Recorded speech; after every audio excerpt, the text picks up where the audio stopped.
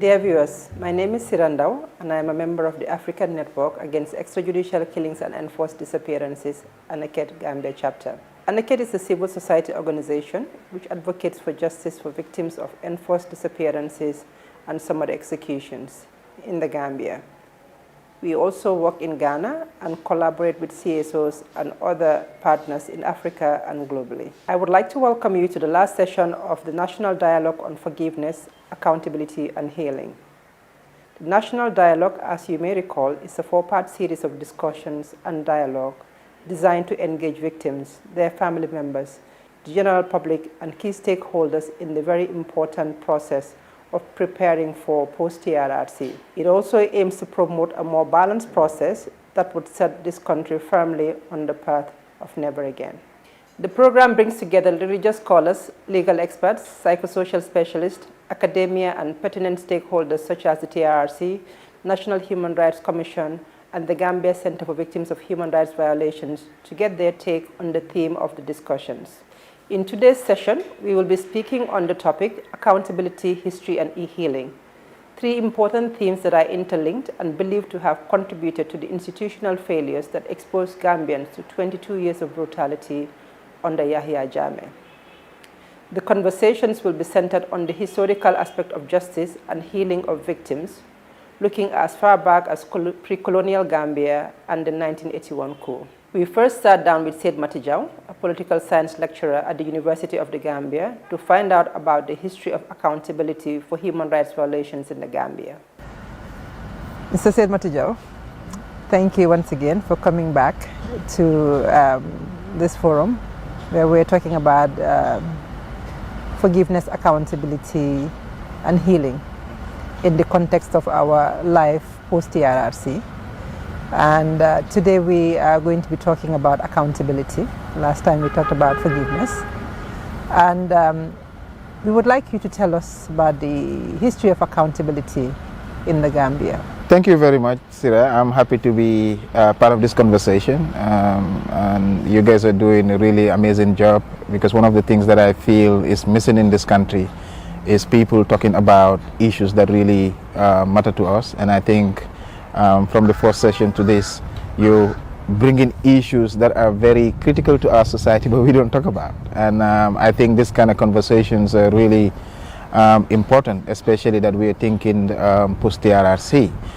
So in terms of the question that you asked about accountability, you know, we can look at it from our own context now, but we can also go as far back pre-colonial or however far we want to go within our society. And for me, I also think that every society, no matter how we classify them, has built elements of accountability within their system, because the issue of accountability is within the world of, perhaps we can look at accountability as responsibility. We can look at accountability as also corollary, that you have to play your part within the wider society. And whether, as per our initial discussion, whether it is the gender violence that we're talking about, within that relationship, both the woman and the man, but in this case, mostly the perpetrator being the man, must also be accountable to the society, because you've been given something to, even whether you are to protect or to take care, that's your responsibility. And so therefore you have to be accountable to that. But unfortunately, we're seeing a lot of violence within that context. So in terms of our individual relationship, we can say that the issue of accountability has been here from the onset. But then when we are looking at it from a context of the country, as a Gambia, from when we gain independence from our Republican Constitution, our government, their primary duty is to be accountable to the citizens. The state, the police, whatever institution we're talking about, their primary duty is to be accountable and also to be transparent to the public. In situation where there's been large-scale violations, like we are discussing now, and thinking post-TRRC, therefore these issues of how do we make the state more accountable? How do we ensure that the institutions that are given responsibility to protect and take care of us are also accountable to us in that sense? So for me, accountability is responsibility, and a responsibility for any society to move. Therefore, people given roles and opportunities must also be responsible to the wider society within that context. So for me, I think within the contextual framework, I want to start with that. Okay. Now, they have been giving their responsibilities, they have been there, but have they been taking care of or exercising the responsibility, fulfilling the responsibility that they were given by virtue of the laws of the land? And if we go back to our society, that responsibility that society had put on their shoulders historically, have those responsibilities been discharged to a level that we can say yes it was, or has it been found wanting? Well, I think to some extent it has been. That's why I think also that's why we are here today, the continuity of society. But I also think that there are a lot of gaps that needs to be filled, and most of these gaps is also built on the relationship, on equal relationship, either within the gender aspect or between rural, urban. For instance, I wouldn't understand why in this country people in urban areas have electricity, enjoy all these different social. It could be part of the socio-economic issues when we're talking about accountability issues, and compare that to the rural communities is different. Why is it that it's easier for men to climb the social ladder compared to women, for instance? Because men are provided more education opportunities, and women, people will say only jangi jigéen na em primary school or high school is enough. That's not, because also the delay or the refusal of society to accept the important role of a woman, for instance, is also what is creating those gaps that had to do with the issue of accountability. But in terms of the institutions, in this country, we know that many people see government as an institution that should control and dictate their own lives. They don't understand whether it is the role of the police to provide security, that they also paying for that security that's been provided by the police, and that the police that are providing that security, for instance, are also part and parcel of that wider society. So there is a gap in terms of understanding the role of the state, the role of government. There is also a gap in understanding our own personal responsibility towards the state, because if you're looking at it from a philosophical point of view, we're saying that the state itself is our own construction, and therefore when we construct a society, then it is our own individual responsibility to ensure that we are accountable to the wider society. But if the individuals are not accountable to the collective, then the state not accountable to the society, then you will see that there would be a lot of gaps, and then there will be a lot of frictions. And so people need to understand, the state needs to understand their role towards society, and society also needs to understand their role towards the states. So when we look at that and then assess that, then we'll be able to know to what extent we have come, and then how we should also address the gaps that remain in terms of the accountability aspects. So in terms of those gaps, I guess one of the things that we want to do, as we, looking back always and reflecting on our shortcomings, is we want to make sure that these gaps are addressed post-TRRC, and especially given the level of violations that have happened in our recent history, something that we have never experienced before. So obviously there needs to be it needs to take into the next level, and those gaps definitely address, and make sure that that accountability happens. In terms of seeking that and post TRRC, what are your thoughts on what kind of implication that could have in terms of the stability of the country, giving our culture and giving our size? I always argue that the TRRC is not the first accountability mechanism that has been instituted in this country, and unless that we forget history and forget what happened in 1981 in particular, when the Gambia Tribunal was established, even though the gaps that we're talking about is also data that the new generation do not understand the extent to which this country has come. In 1981, it was a rampage, failed military coup, people dying. But the strategy that was employed was to have a tribunal where there was criminal prosecution, and because also in order to do this, you need to be very strategic. And I think also having the TRRC as a mechanism that will force people to discuss and bring out these issues are also very critical, so that people will understand and know that of course people have not taken charge or haven't been accountable in the past, and the factors that enable those things need to be understood clearly. And then for me, those are the why questions that we must ask. Why is it that a police officer was able to slap you and nothing comes out of that? Do they have the right to do that? Why is it that somebody was sleeping at the, in the middle of the night, and then somebody just come and pick that individual just because he said something, or opposed, or even demanded for their right, asking for accountability issues, So for me, looking post TRRC, we need to understand the why we got to where we were. In 1981, was it the issue of economic inequality? Because inequality also creates this, these issues, and brings the gaps, bring the gaps to, clearly. So we need to, moving post TRRC, we need to first understand the context, understand the whys, and then we need to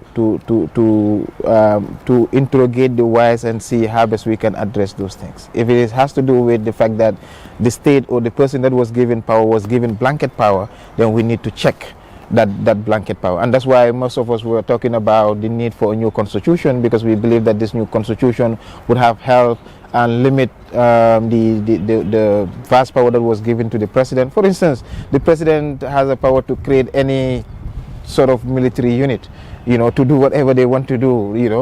Having that blanket power needs to be really checked. So, but for me, the most important aspect that we need to do, and then you have started, is this kind of conversation, because we need to ensure that we're all, well, it's difficult to have people at all levels on the same page, but it's important that we have these discussions and these conversations so that we'll be able to know how we feel and where we want to go collectively as society. It's idealistic, but I mean, in this country, we are known for maslaha, we are known for being able to have real conversations and then move, beyond our current difficulties. There are so many elderly persons in the community that's what they do. They just see people having problems, they walk in and then try to fix that. So conversations are important, and I think should be the starting point. Now, to take us and connect us with what we previously discussed on forgiveness, do you think that we could have a balance between forgiveness and accountability as we move forward in the Gambian context, given for me that really forgiveness seems to be the more dominant force in our culture, and then as opposed to accountability. And I for some people believe that part of the reasons why we got to where we were, because people were not being held accountable.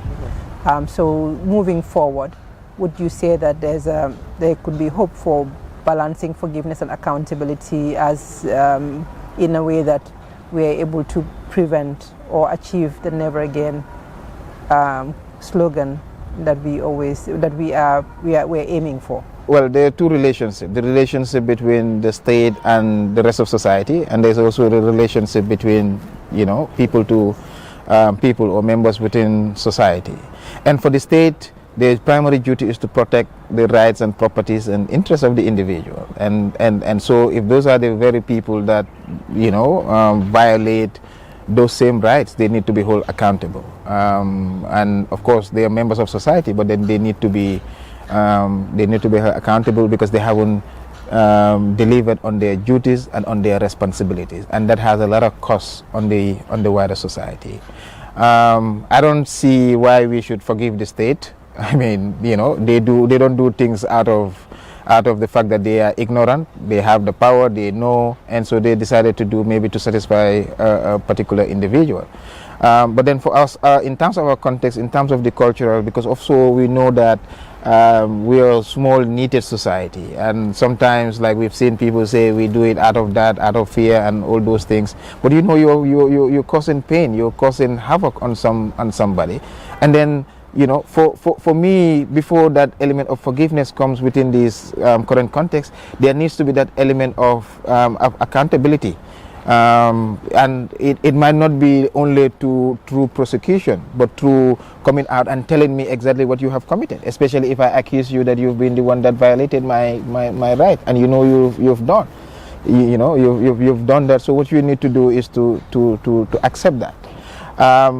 But then in also some people will say that there must be accountability because before forgiveness comes in. For me, I feel state institutions must be accountable, but then if individuals that have been troubled, those people that have been violated, feel at their own level that they need to forgive, that's their own.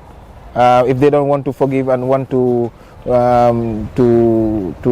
take issues to the court, the systems are there, and then they need to do that.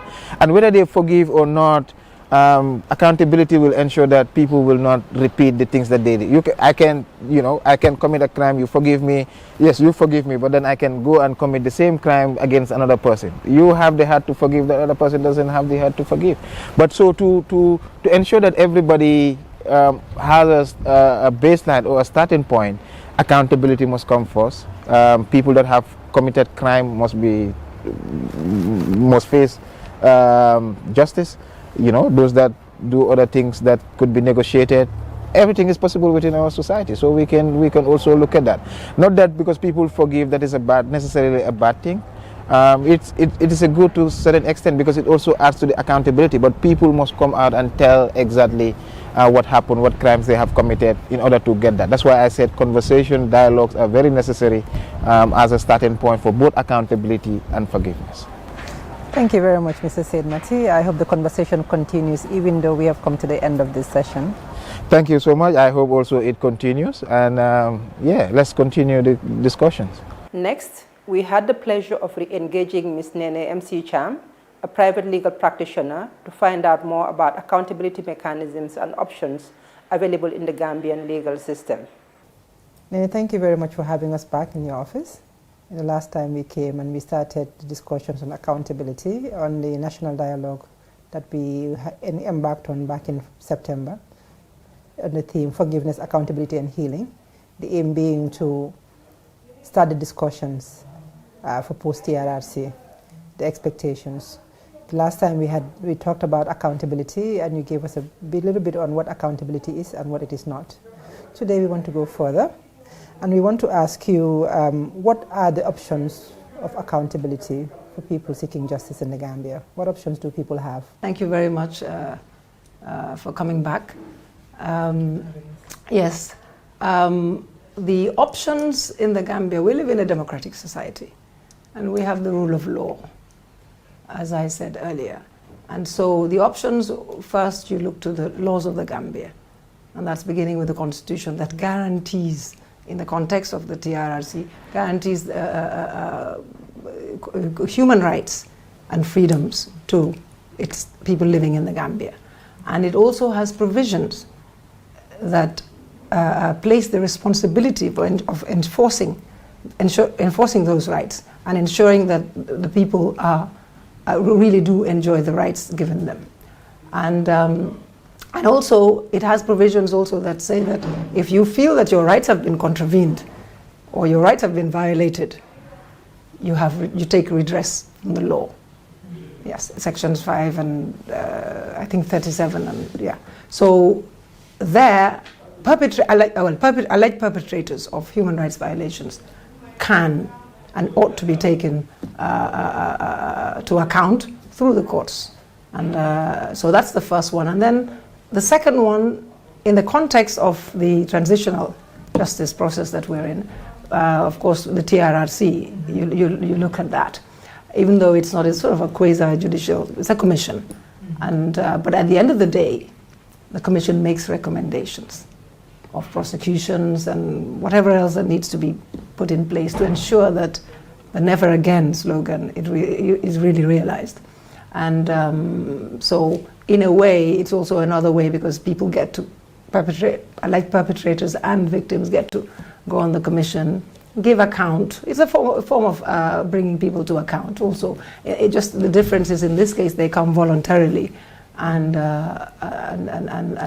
you know, they're taken through the process. At the end of the day, as I say, the recommendations will come. So these are the main two that I can give you. Now, in the context of the dialogue that we have started, and the theme of our dialogue rather, on forgiveness, accountability and healing, do you think that we can balance accountability and forgiveness considering the size of the country, our culture and religiosity? Why not? I don't think the two are mutually exclusive. In fact, for you to get to forgiveness, there ought to have been accountability. I think we have examined that before. And because victims don't just wake up and forgive. They need to know the truth. And when they know the truth, they also need to see that there is some form of accountability. And that would lead them to forgiving. But I always wonder, in fact, whether a surviving relative can actually forgive on behalf of a deceased, a victim who was actually deceased. I wonder. But regardless of the fact that the victim has forgiven, there must be accountability. There must be. It doesn't mean that just because the victim says you apologize, you confess, you apologize, you ask for forgiveness, and the victim says, okay, fine, I forgive you. That has nothing to do with the law having to do its job, which is bringing alleged perpetrators to account. You can forgive and move on, but there are two branches here. The accountability will happen, and in the TRRC, I think we might see it a little bit differently. Those who are recommended to be prosecuted, I believe, should be and will be prosecuted. And maybe not everybody who has done every violation. There are certain violations which, people can forgive, but can the law prosecute everybody? The law ought to, but can the law prosecute everybody? So at the end of the day, the decision will be made, the recommendations will be made, but as I say, it's like two different pots on the stove. Accountability has to take its course no matter what. But the forgiveness helps the victim come to terms with what has happened and be able to move on with or without. But it will be aided by accountability, surely. They will struggle otherwise. In terms of accountability, would it be safe to say that accountability can prevent recurrence of injustices such as we have seen in the past 22 years of Yahya Jammeh's rule? I believe so, because if you're held to account, that is a warning to the rest of the population that if I do something similar, I will also be held to account. I will also be taken through this process. So being held to account itself acts as a deterrent. Somebody who has done it acts as a deterrent to others, so that others will know that I will go through the same. And the deterrent effect is very important. That is why crimes are prosecuted despite forgiveness, despite a lot of other things, because people need to see that the rule of law is working. I do something, there are consequences. So in turn, there's accountability, and there's in turn, I think it actually helps bring stability to a country. Because if there's no accountability, people take the law into their own hands. Yes, and then there's chaos. So it actually has the opposite effect, of bringing stability. And then everybody is in a good place to excel, to develop this nation, really, without being fearful of somebody violating your right, particularly the state or organs of the state. We don't have an alternative. We don't have an alternative. We must have accountability. We must. I believe that people are restrained by the process, self-restrained by the process of the TRRC. Many people are restrained because they're okay, let's wait and see what comes out of this. Imagine if we did not have the TRRC and the organs of the state and other people who are violating people's rights, cannot do it anymore. There would have been retaliation. I don't want to sound alarms, but the TRRC must come up with the representative. I'm sure they will. I know they will. We have confidence in the team, in the commission, that they will come up with the right recommendations, effective recommendations which must be implemented by the government. Must. Otherwise, many people may take the law into their own hands, and that is instability. So I think off the back of just my previous answer, we need it to actually ensure stability in this country. Because when people are upset and they don't, we've seen during the last era when people couldn't get anything between them and other people, they would go and report to the NIA, for example, to come and rough you up. Yes. That is taking the law into your own hands. And people might do more because, they're healing, but, I think at the end of the TRRC, what comes out of the recommendations and whether or not they're implemented will determine whether we move forward, whether we continue to we move forward and get back to the stability that we had before, or we plunge back, which really we don't want to. So it's in everybody's interest for this never again thing to ensure that there is accountability with or without forgiveness, and that way we guaranteed stability. Well, thank you very much, Nene. As we said, we don't have an option.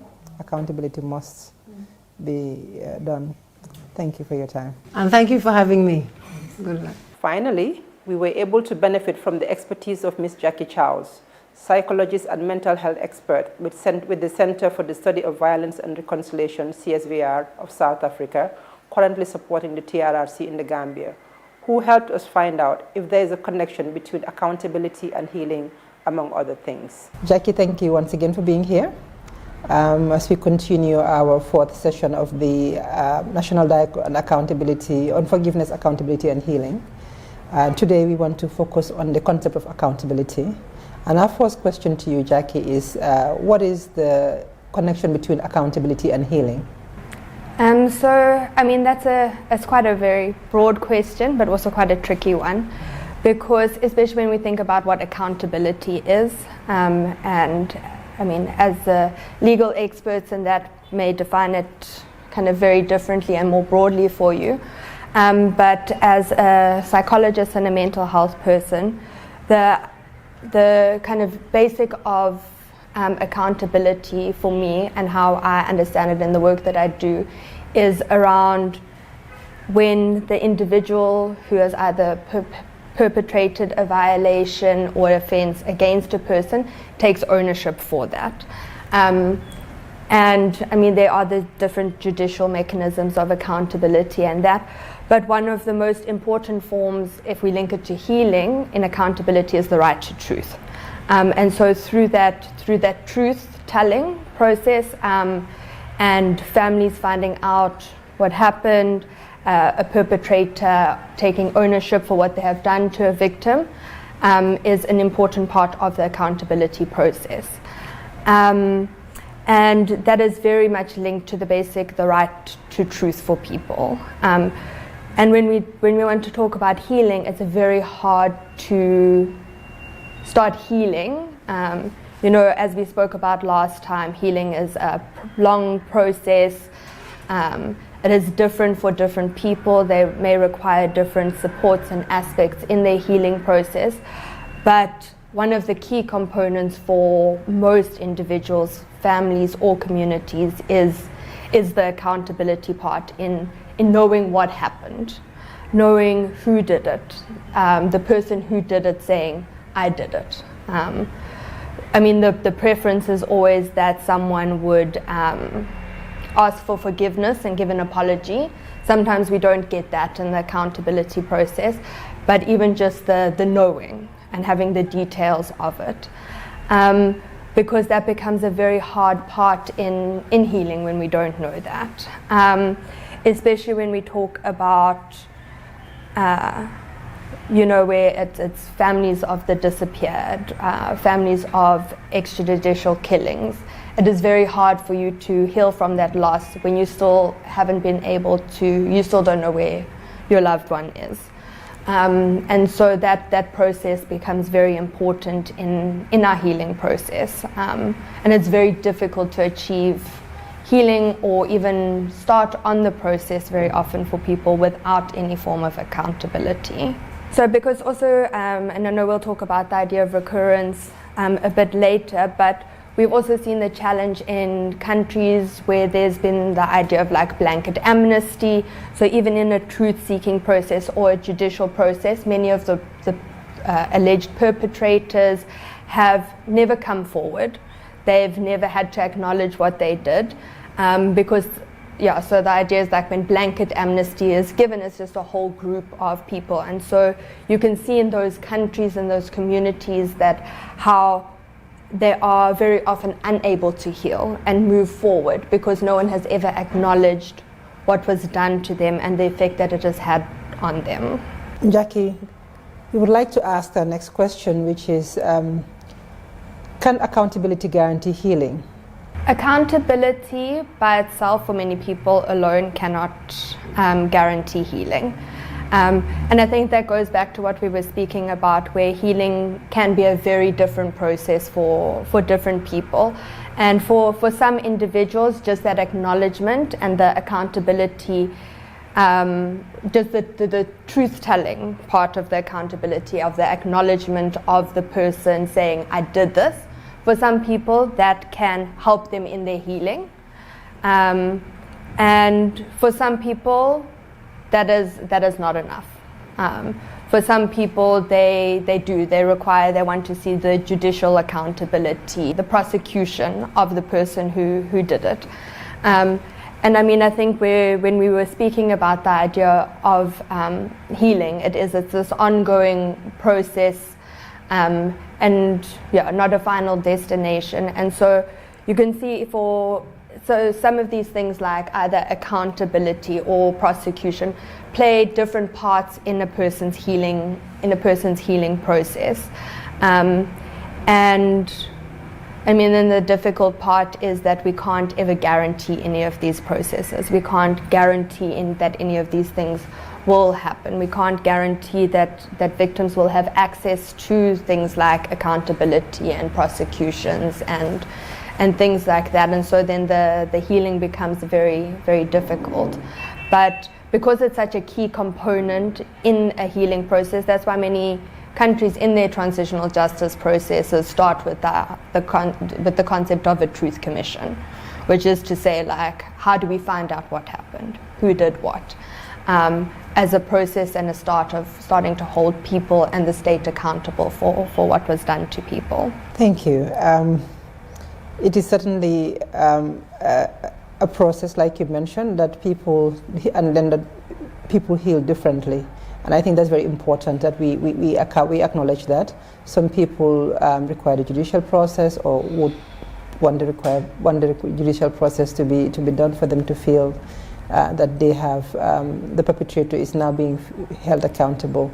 Now, when we come to once accountability has been achieved or not achieved, particularly in the event where it is not achieved, how does that link to recurrence, lack of accountability, recurrence of human rights violations that we have seen in the past? So, I mean, again, accountability is a key part of helping prevent non-recurrence of the things, because especially when we talk about kind of the truth process, is the idea that we want to know what happened so we can learn from it. We also want, in that knowing what happened, the acknowledgement of what has happened to people, what people have experienced, what they have been through, in order to be able to right those wrongs. And from a healing perspective, what we see is with the accountability and proper acknowledgement of what has happened in the past and the reparations and all of those things, it allows individuals and communities to heal, which helps prevent non-recurrence. But when a lot of those processes are not fulfilled properly, individuals who were victims or violated under the previous government during the war, under the previous regime, they feel ignored and dismissed. So what it does happen in some countries is, so you either then get upsurges of violence because people feel ignored. They feel like the government is not listening, you're not doing anything. The perpetrator who killed my father is still living down the road from me. And so you see that a country never actually heals, and you just have these ongoing cycles of violence. Also with that, we talk a lot about like the idea of things like intergenerational trauma. So So as one generation, if you're, like, the idea is if your wounds have never started healing, you pass that on to your children. And your children's generation will just perpetuate the same cycles of either oppression or violence. And so it continues and continues. I mean, we see it a lot in South Africa. South Africa is 20, 30 years into its democracy.